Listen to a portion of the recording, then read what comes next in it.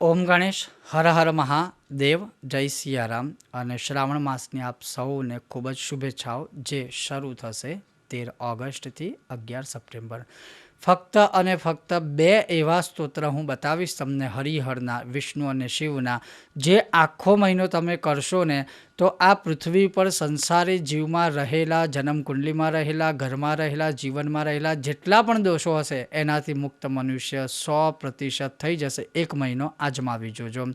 અને એ અનુષ્ઠાન શું છે એ આજે હું સત્સંગ કરાવીશ. જો તમને આ સત્સંગ વિશે વિડીયો પસંદ આવે તો લાઇક કરશો, શેર કરશો, ચેનલ પર નવા છો તો સબસ્ક્રાઈબ કરજો. તો ચાલો સત્સંગ શરૂ કરીએ.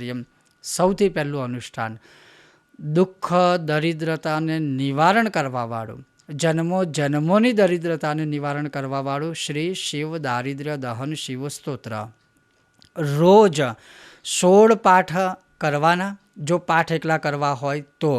અને આ 16 પાઠ કરતાં કરતાં શિવજીની ઉપર દૂધ, દહીં, ઘી, મધ અથવા તો સાકરવાળું પાણી અથવા તો કોઈ ફળોનો રસ અથવા તો દ્રાક્ષનો રસ કે દાડમનો રસ કે શેરડીનો રસ, ચંદનવાળું જળ, જે કંઈ પણ દ્રવ્ય મળે એનાથી, અને કશું ના મળે તો ખાલી જળ કે ગંગાજળથી અભિષેક કરતાં કરતાં આખો મહિનો 16 પાઠ જો તમે કરશો તો એનું લગભગ પરિણામ કે રિઝલ્ટ છે એ ભગવાન શિવની કૃપાથી તમે જ તમારા જીવનમાં અનુભવ કરી શકશો.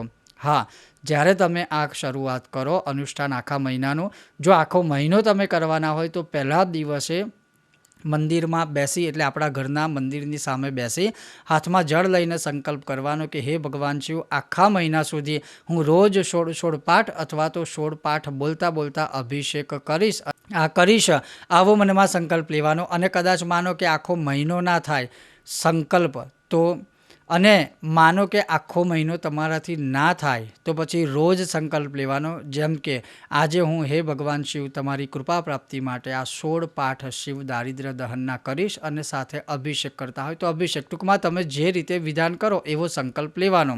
તો આખો મહિનો તમે 16 પાઠ કરી જુઓ. દારિદ્ર્ય દુઃખ દહનાય નમઃ શિવાય. દારિદ્ર અને દુઃખનું દહન કરી નાખે અને બાળી નાખે છે, એટલું ઉત્તમ ને શક્તિશાળી આ શિવ દારિદ્ર્ય દહન સ્તોત્ર છે, અને આ અમારા દ્વારા અનુભવિત છે. બીજું કયું સ્તોત્ર? શિવને તો ખુશ કરી લીધા, શિવને પ્રસન્ન પણ કરી લીધા. જેવા તમે આ સ્તોત્ર 16 પાઠ કરી લો તરત જ એક પાઠ કરી લેવાનો વિષ્ણુ સહસ્રનો. અને વિષ્ણુ સહસ્રનો પાઠ એટલે આ કળિયુગની ઔષધિ છે.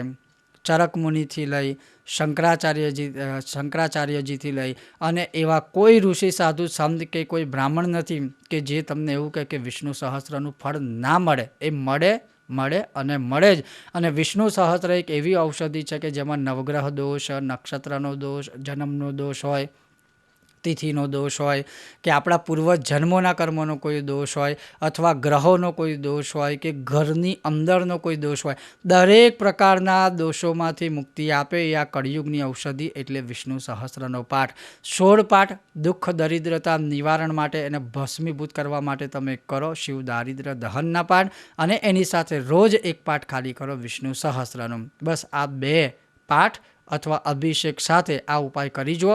અને મેં કીધું એમ કે સંકલ્પ તમારે તમારી મનોકામના અનુસાર લઈ લેવાનો. પણ હા, આખા મહિનાનો સંકલ્પ લીધો હોય તો પછી આખો મહિનો કરવો પડે. અને આખા મહિનાનો સંકલ્પ ના લેવો હોય તો રોજ જ્યારે તમે આ કાર્ય કરવા બેસો ત્યારે પહેલાં સંકલ્પ લેવાનો અને પછી આ વિધાન શરૂ કરવાનું. તમે અભિષેક આદિ જે કંઈ કરો ને એનું કંઈ દ્રવ્ય કે રસ બધું હોય પછી પવિત્ર જગ્યા ઉપર વિસર્જિત કરી દેવાનું. એક મહિનો ખાલી આ અનુષ્ઠાન તમે કરી જુઓ. ઓમ ગણેશ, હર હર મહાદેવ, જય સિયારામ.